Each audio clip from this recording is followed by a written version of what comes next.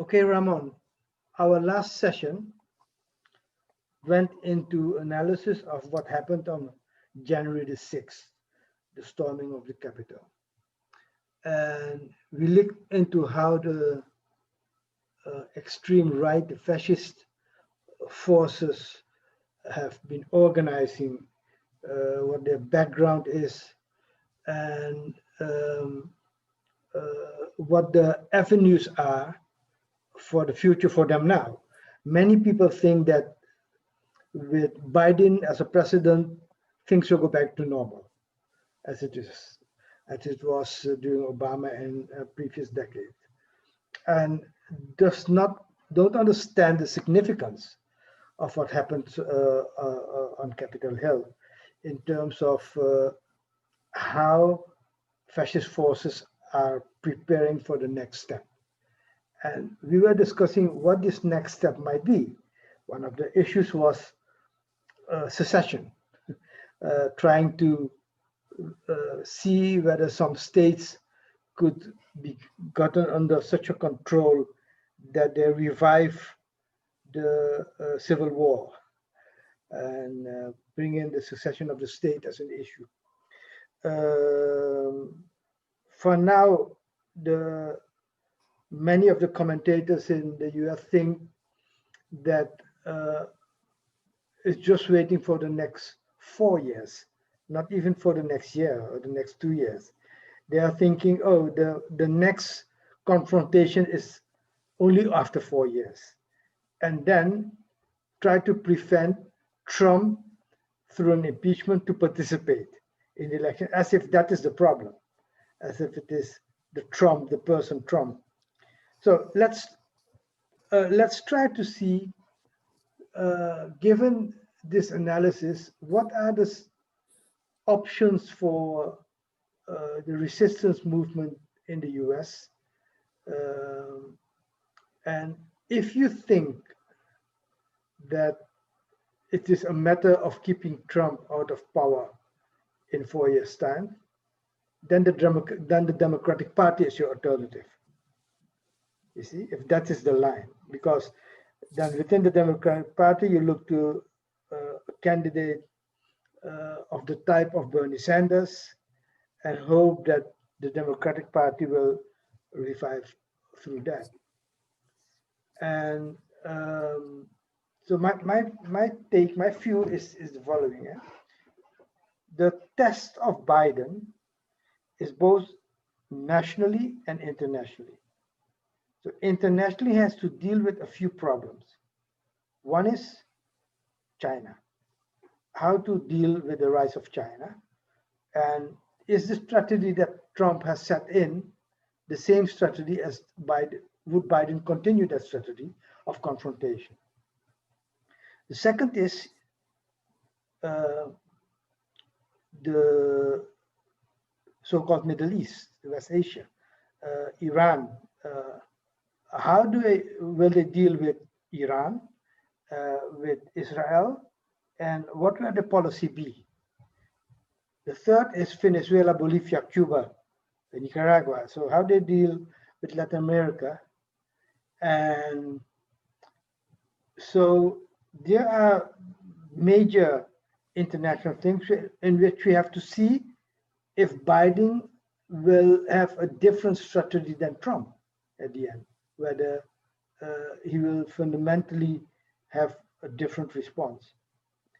Then within the United States, he has already taken some steps in terms of reversing the policy on the Muslim ban, going back to the Paris Accord, some other executive orders in acknowledging the struggle of Black Lives Matters, taking the pandemic more seriously. So I think within the coming days, you can't do worse than Trump. So anything you do will be better than Trump, and that is basically what's happening now. But the question domestically will be the 74 million people who voted for Trump and the character of the movement that is behind Trump. how will they deal with that response of that movement? As you mentioned the previous time, there is no strong left-wing movement in the United States. Whenever it's strong, it's being co-opted in the Democratic Party. Uh, so how do you view the possibilities of breaking through the two-party system and seeing something develop there that could give more hope to the anti-imperialist forces in the world? How do you see that? Yeah.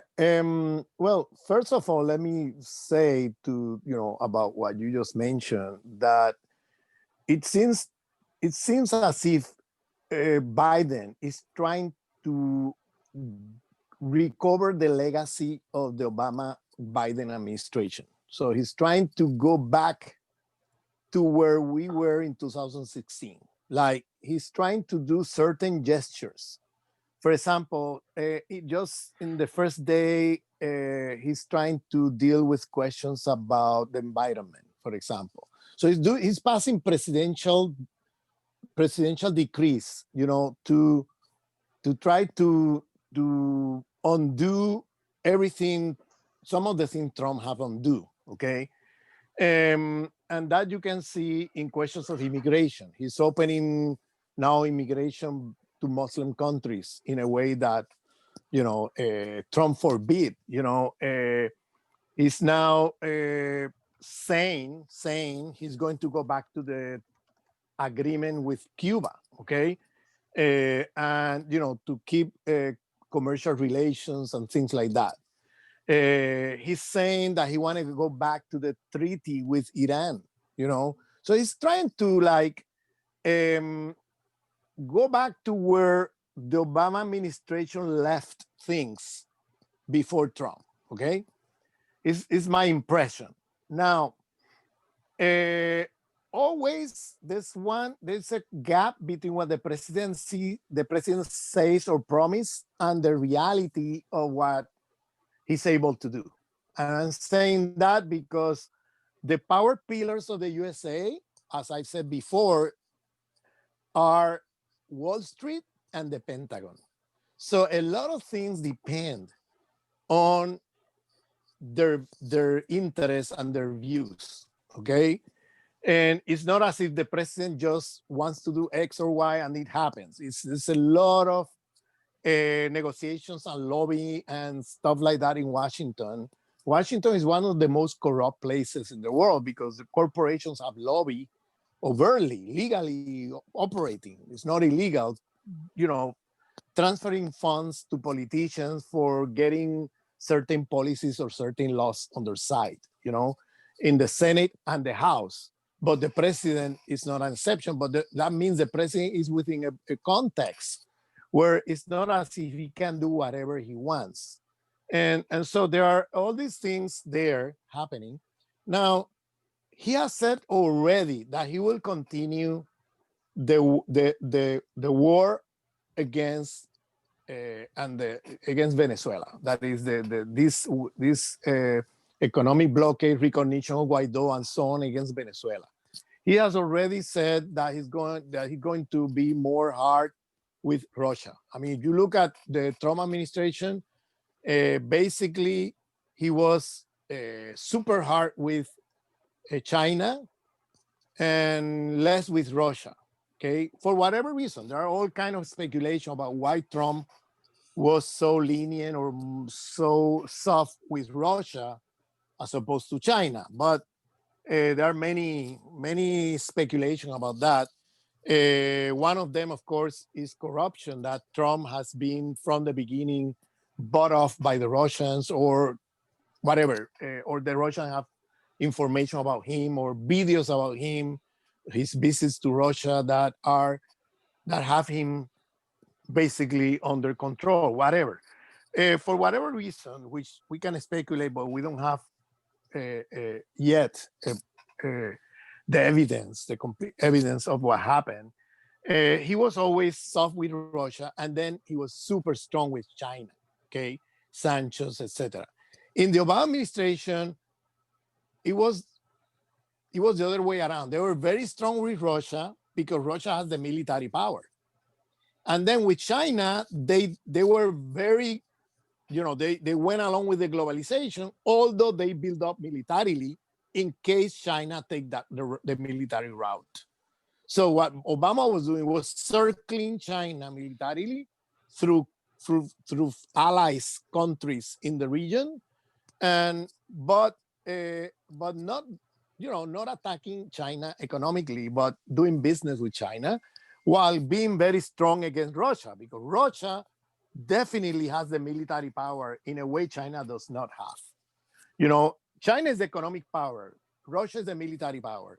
So the Obama administration, which is more lined up with the globalist financial capital, the Wall Street people, the policy was do business with China, don't be naive, just prepare in case they take a military route. So you prepare militarily to circle them, but not be aggressive with them, while Russia is a military power, but a weak economic power, and then be more aggressive with Russia. That was the strategy.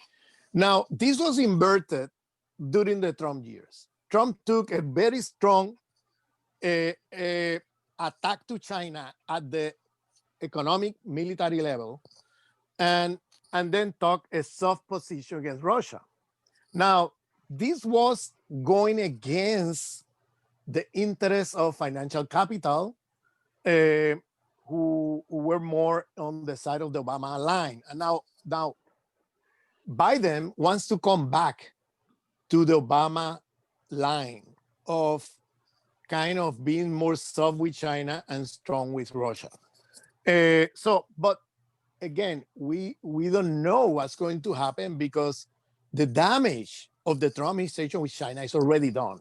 I mean, China is already on the defensive, and China is not going to just be naive anymore, because anything could happen in the USA, And so what happened with Trump years gave them a lesson that they cannot trust the USA, and so they are now. We don't know what Biden will do in relation to the sanctions USA have with China, and we don't know what kind of policies he would put in place against Russia. But we know he's coming hard against Russia.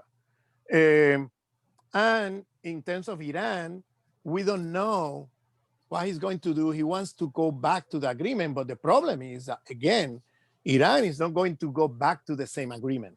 Why? Because Iran basically conceded to everything in exchange of stopping the blockade and the economic sanctions. And that never happened under Obama. Obama promised that and never delivered. And then came Trump and make it even worse in terms of sanctions and economic blockade.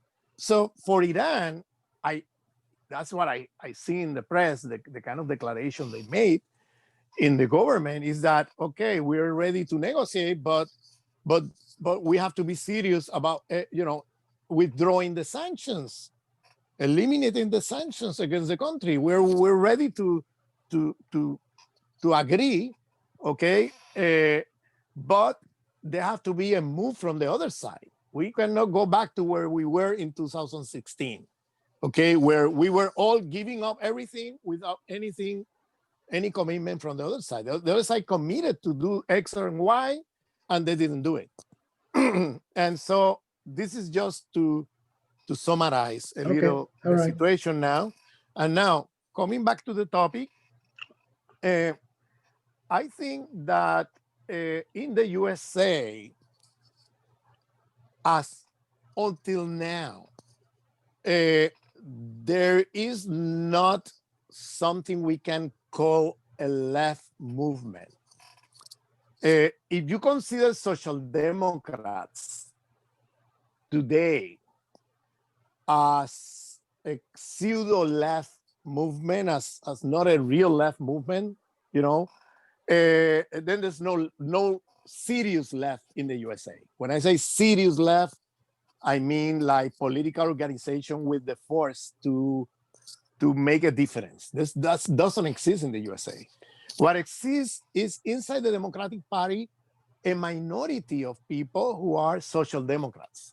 Okay, in the traditional sense of European social democracy, which is not really radicals. They're not, they're very mild in their policies. They are into the policies of reforming capitalism and so on. And they're not going against the system in a radical way. But that in itself is already a threat inside the Democratic Party. That's already like they've been marginalized inside the party. There's been every time Sanders go to election to the election campaign to try to become the candidate of the Democrats. There are all kind of dirty tricks they put forward to destroy his candidacy, and so this is they see someone like Sanders as a threat. They don't want him to take over. They prefer to lose elections. That's what they did in 2016. And they did the same now. They took a big risk with Biden. They did the same thing, even though the polls show very clearly in 2016 that Sanders will have beat up Trump. They decided to take the risk and just take Hillary Clinton, even though the polls were not that sure, in terms of the results. In terms of the result with Hillary Clinton and Trump. Now, this time was a similar story, but they decided to take the risk. Even though Biden, in terms of health, is not in a good health situation.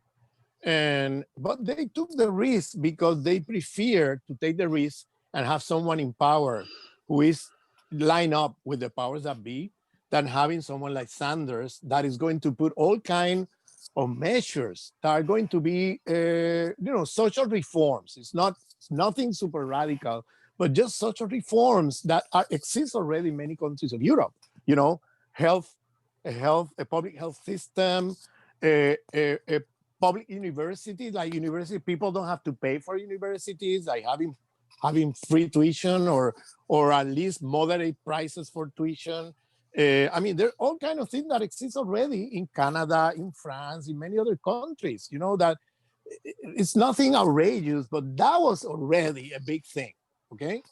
And of course, he was going to reform the question about the economics. He wanted to do some more welfare to the people, more taxes to corporations, to bring income for welfare programs and so on. So it's nothing radical that will, let's put it this way, destroy capitalism, but that was already a threat for the powers that be. Just that I'm saying this just to give you the context of the political situation inside the USA, that a truly left movement inside USA is very, very difficult right now, okay? And they do everything they can to destroy it, to not let it even begin to grow. Okay, so and historically they've done that very clearly with carrot and bullets. They try to co-opt the leaders. You could see that in the civil rights movement, the Black Power movement back in the 60s, 70s. So it's carrots and bullets. Carrots to those who are co-opted, who are co-optable. That is, they give them money, they give them a position in some kind of government organization, whatever, or in an NGO or whatever. And the other thing is they go and kill them. Anybody who is not co-optable and becomes a threat, they just kill them. Okay, this is the history of USA. And so so what is so this is the context, the difficulty. Now, the country is going into a Great Depression, okay? And not only the country, the world at large is going to a Great Depression. It's not a recession. This is an euphemistic term used by the mainstream press. In fact, we're right now in a depression, and this is going to get worse in the next years. And so they're going to be, in a sense, you look at the worst, the economic the World Economic Forum, they're talking about a reset. And this is financial capital, the top the 1% of the 1%, getting ready and preparing an alternative to neoliberalism. They know that neoliberalism is, in a sense, politically over, and economically also, because it's right now in creating more problems than solutions. So they want to move now in a new direction, that where they can keep their power and their resources and many of the measures of neoliberalism, but at the same time, they want to have more control than what they were having before. So we're moving into more authoritarian times in terms of control, and the technology is being used now as the mechanism per excellence to control people. Okay, this pandemia has become like an opportunity terrain for them to turn into digital capitalism, to turn to eliminate a lot of the middle industries and have oligopolies becoming very strong in the world economy. Okay, so what I'm trying to say is that the economic situation is only going to get worse for the majority of the people in planet Earth, including Europe and the USA. The privilege that white working classes used to have in good economic times, that workers' aristocracy that were living off the crumbs of imperialism, that they got privilege, white privilege, through salaries and conditions of living because their multinational corporations, their countries were plundering other people and other countries through racial capitalism. And they were, in an economic situation that was more or less okay. That's over. Now, big numbers of the white working classes are going into a big crisis, and there's no crumbs there to share by the powers that be, because we are in a Great Depression. So in Great Depression are moments where, in a sense, it becomes very difficult for the white working classes. And that becomes the terrain for the possibility of, or the potential for left movements to rise and emerge in a context like this. But the problem is that if you look at the 1930s Great Depression, there were a lot of strong left movements in Europe and the USA. So they were able, in some places, to shape the policies. Like in the USA, you have the New Deal with welfare state and redistribution of wealth as a way to recover the economy. While in other places like Germany, they destroyed the left, they killed them all, and then you have fascism, and the problem we have today is that there's no strong left movements that can provide a narrative, okay, like it happened in some places back then in the 1930s. Right now, what you have are strong extreme right movements that are the ones providing the narrative to the white working classes about their discontent. And I said before that the fascists are the firemen of capitalism because, in a sense, they come in moments of crisis like this to derail the discontent away from financial capital and from imperialism, etc., and just focus on workers who are in worse situation than them. This meaning by that, with racism, they focus the discontent against workers who happen to be racialized, okay, inferiorized racially. And so instead of fighting the system, they're fighting against immigrants and racialized minorities. And that's perfect for the system in moments of crisis. That's why fascists become an alternative in moments like this for the powers that be, but especially when you have strong left movements. Now there's no strong left movement. So right now, financial capital don't need, or they themselves can move to extreme right position, like it's happening right now with Macron and people like that, who were sent, from the right, moving to the extreme right. Uh, and they don't need anymore, for now at least, the extreme right folks, because there's no challenge from the left to the system. You see, so they can use their own cadres, moving a little bit to the extreme right and doing the job without having to bring the extreme right themselves to clean up. Okay, and so in this situation, in the USA, for example, uh, you have movements like the Black Lives Movement, okay, Black Lives Matter movement. You have movements from people of color fighting repression, fighting prison industrial complex, fighting the killing of people of color in the streets at the hands of police with impunity and horrible crimes, um, fighting white supremacy. And Biden, if you watch carefully, and here is where you need to be careful in the analysis. I'm saying you in general, we have to be careful in the analysis. Uh, Liberal multiculturalism comes in as a way to create consent from the oppressed, racialized groups to their own oppression. I always say that liberal multiculturalism is a version of white supremacy. It's a way to change things superficially without changing anything. Okay. So what they do is that they give some uh, multicultural flavor to the white supremacy state. The state keep being white supremacy, but they give a multicultural flavor by incorporating in the face of the state in ministries in the US called departments of US state, but ministries, they put ministers who happen to be brown and black, okay? Giving a multicultural flavor.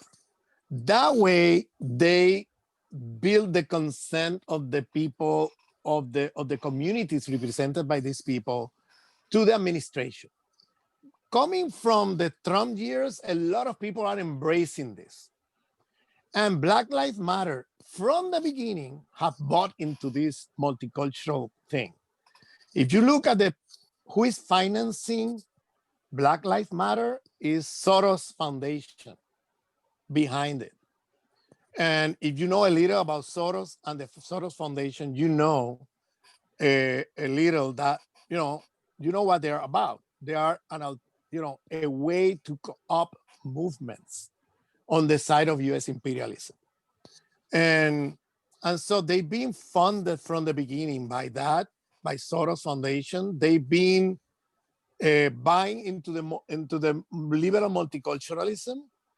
There are now like Black Lives Matters credit cards. They're buying into black capitalism and stuff like that. They're making. I mean, they're getting millions of dollars, okay, in resources and everything,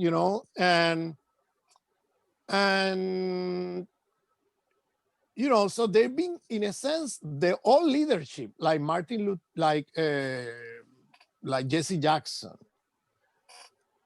and other people, that they got kind of discredited in the community.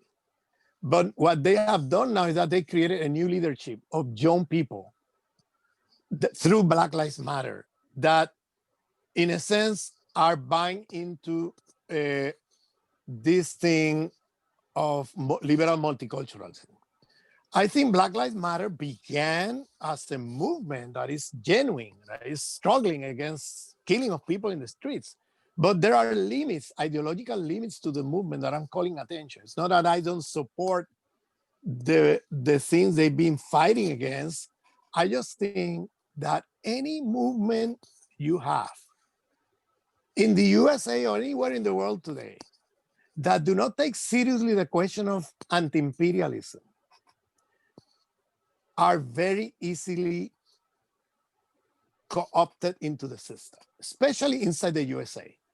Yeah, I You agree. know, it just you just end up becoming some kind of a blackface to the imperialist white supremacy system. And you just look, this guy Biden just named a black secretary of defense, Mhm, like Bush did, mhm, Bush Jr. did years ago with Colin Powell. mhm. And he's doing the same thing. I mean, and these are Republicans, Democrats doing the same thing. They're trying to give, I mean, in a sense, Trump became an exception to the rule of the last 50 years that they move into the multicultural liberal model, trying to avoid a polarization like Trump of going back to the 1950s apartheid system. Now they have new forms of apartheid that are more sophisticated. In a sense, the white supremacy has two faces. The old apartheid type of Trump type people, or the white supremacist militia that want to go back to the good old days, quote unquote, and the multicultural liberal model. And I would say the multicultural liberal model is a more intelligent way of administrating white supremacy. They keep the whites on top and controlling everything, and they keep the system intact while demobilizing the victims of the system uh, from fighting the system Let let's and getting, let's mhm. let yeah. let's look into this question. Okay, I understand the analysis of how difficult it is, why there is no anti-imperialist movement which is uh, able to take up the challenge of radically transforming the US society. So these are all the blockades and problems we have of cooptation, etc. I'm trying to think what are the conditions under which a new leadership can develop that takes up this challenge. What are the conditions, right? Now, um, the fact that the economic crisis enabled a leadership to develop outside the established white supremacist leadership, even in a multicultural variant. But the fact that under Trump such thing could develop puts the question, what would it take to have a similar development, but then on the other side? During the Great Depression we are in now. And um, in the 30s, you had strong communist and socialist parties in the United States. Also, And and unions. and you also entrenched in the unions like the Teamsters and others, right? So let's look at the trade union movement in the US. So, how do you assess it? What are the possibilities there? They've been basically co-opted and destroyed.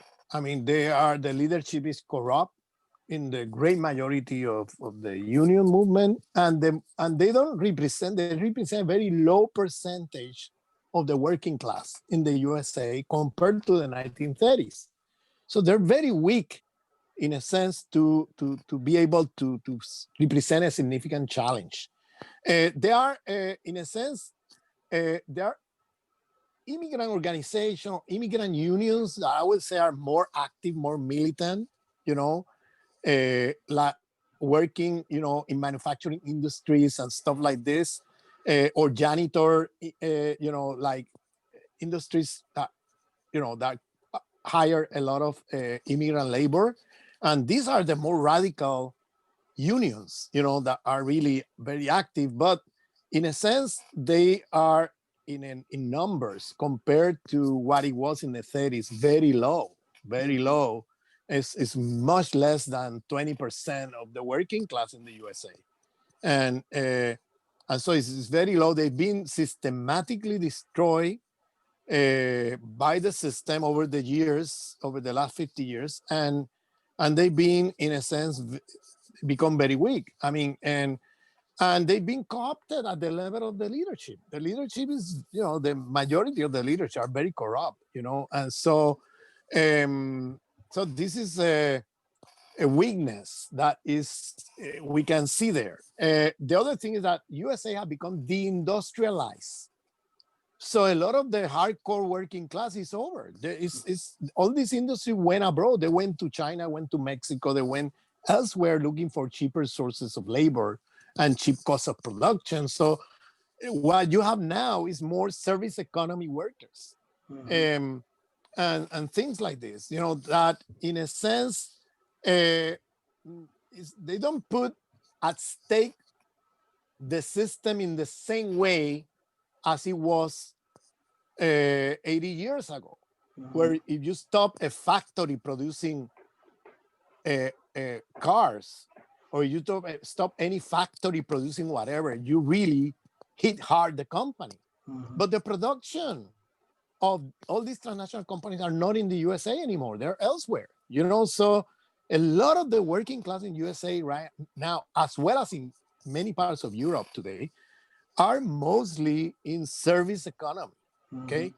And the service economy is, in terms of strikes and stuff like that, it affects the system, but it doesn't have the same impact as when you stop the production plant, of a company, So this is, these are all, when you look at it, we are in a very different situation.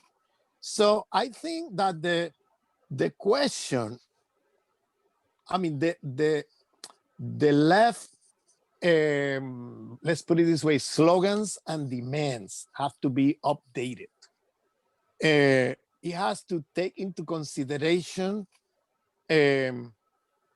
the whole question about the ecological destruction of the world, the whole question about the health conditions of the people, okay, who are imminent right now with the pandemic, but also with the ecological disaster, and look, in this area, if you look carefully, the Biden program is buying into the sustainable economy rhetoric, which is let's make capitalism solve the ecological crisis, which is absurd. It's as if you're putting the wolf to watch the chickens, and is what is going to happen, and so this environmental capitalism, that now they're trying to develop industries and stuff that adapt, and this is part of the reset that is put forward in the World Economic Forum. Part of the reset is this: it's like becoming ecological capitalism, which is absurd as a proposal, because it's not. I mean, capitalism is precisely the system of being more destructive of the environment, and now they're calling for this kind of reforms to keep capitalism alive. Okay, this is what they're trying to do. They know that capitalism is getting to its limits the way it has operated now, and they want to give more life to capitalism by reforming capitalism and turning it into some kind of, I call it eco-fascism, where they're going to throw the garbage elsewhere, and they try to come up with an ecological face, of capitalism. In fact, that's an oxymoron. You cannot have ecological capitalism. They can just do some reforms here and there, but capitalism is a very destructive system for reasons we have discussed before. But the question is, what can social movement do today? I mean, and here is the challenge. How can there be, or what are the demands through which people of color are becoming the demographic majority of the USA, can communicate with oppressed people among the white working classes? In the language I always use is how can people in the zone of non-being, oppressed people in the zone of non-being, can build alliances with oppressed people in the zone of being? What are the demands? And the main difficulty to achieve that kind of alliance, imagine if the oppressed people in the zone of being make an alliance, a strategic political alliance against the system with the oppressed people in the zone of non-being. It would be very powerful. It will be the majority of the population in the first world, okay? Especially in the USA, where the so-called minorities are becoming the demographic majority. So what we have today is a situation, the main obstacle for that alliance is racism.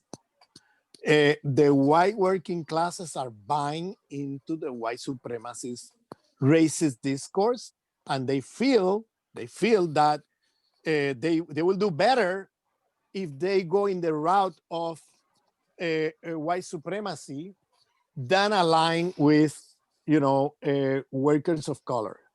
And that has been historically the history of the USA. In a settler colonial society like the USA, the white workers has always historically have benefits by doing this strategy because the powers that be pay off to them something in exchange of not being completely pauperized like the workers of color.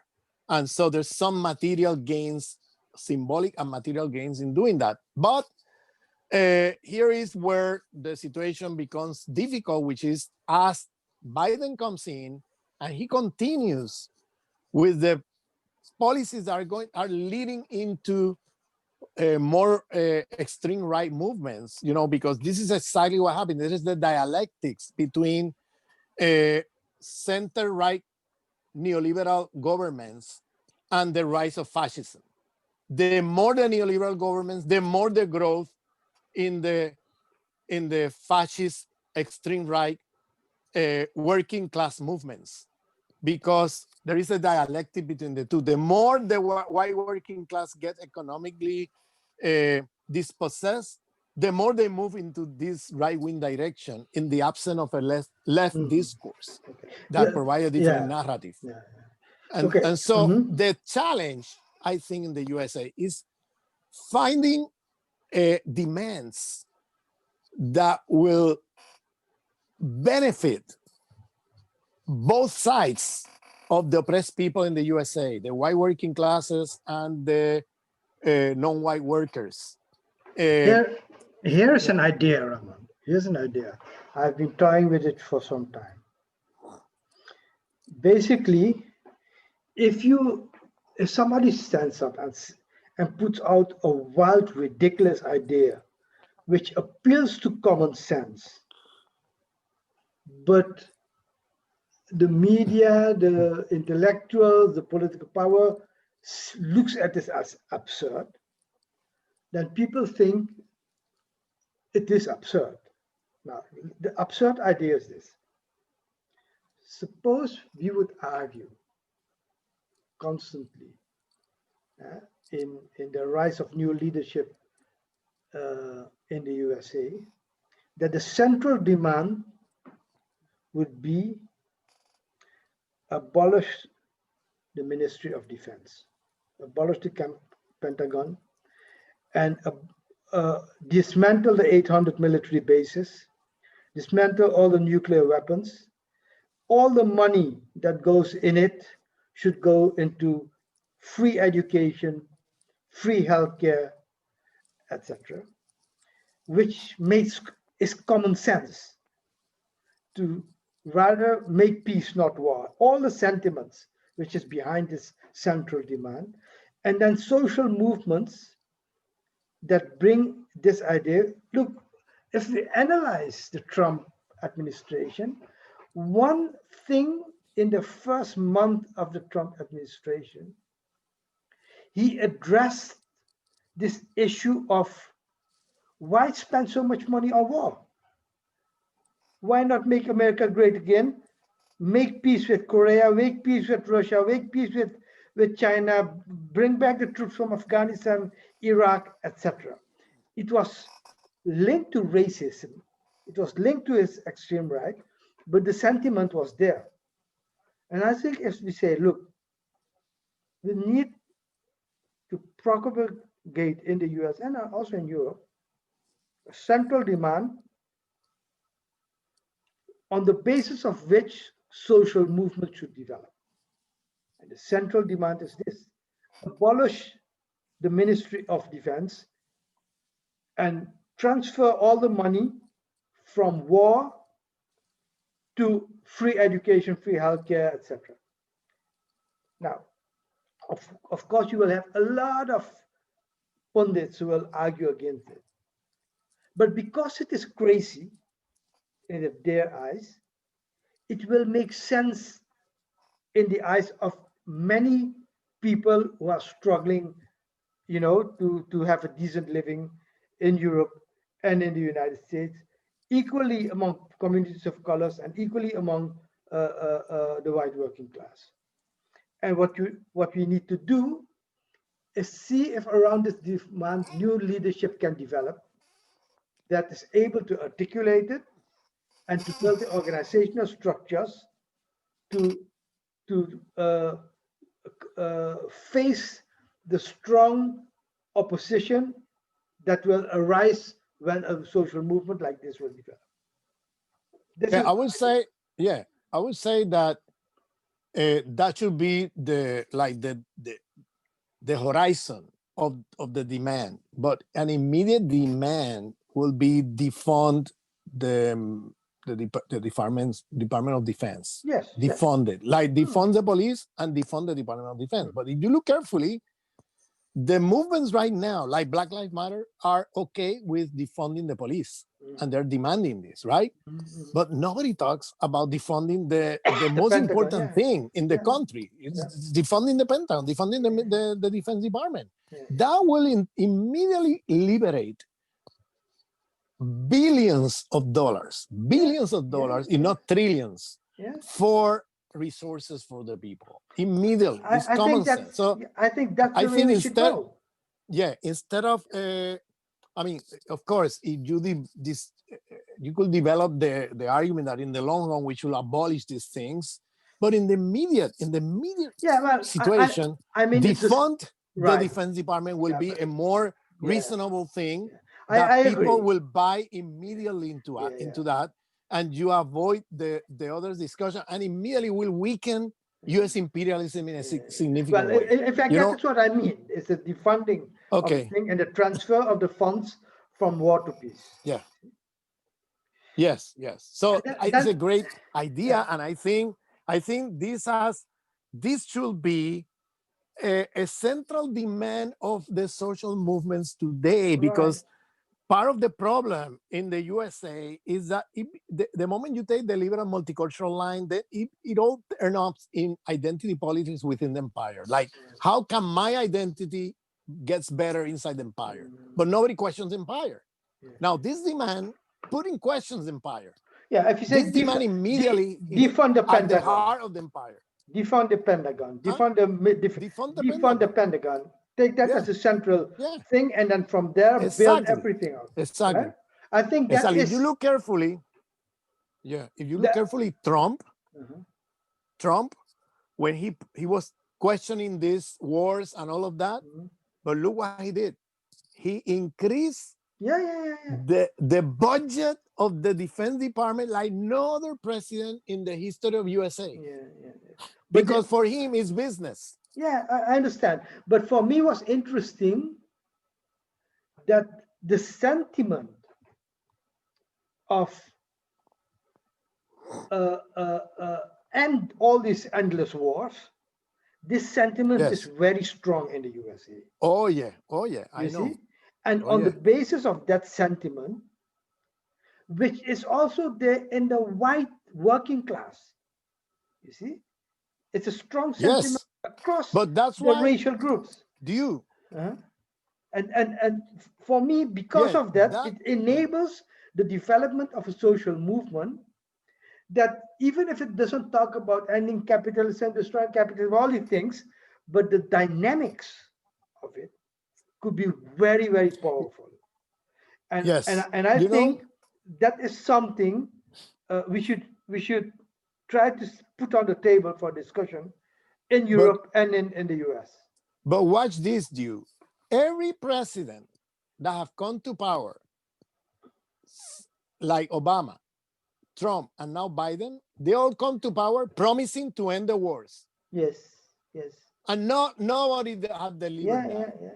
So what Because social? they know Yeah, that in the time of elections, the sentiment of the majority of the people of the white working classes is to stop these crazy yeah, wars yeah, yeah, and derail the resources for what they need, right? yeah, And they know that. So in time of election and campaign, they promise this thing. Then when they come to power, they betray the promise. yeah, Because of course, US imperialism cannot stop wars because they need wars first for economic reason, for the military industrial complex to survive, and to keep the budget of the defense department increasing rather than decreasing. And that's why they always need an enemy and wars. And right now the military industrial complex is the most powerful lobby in Washington. They are the most powerful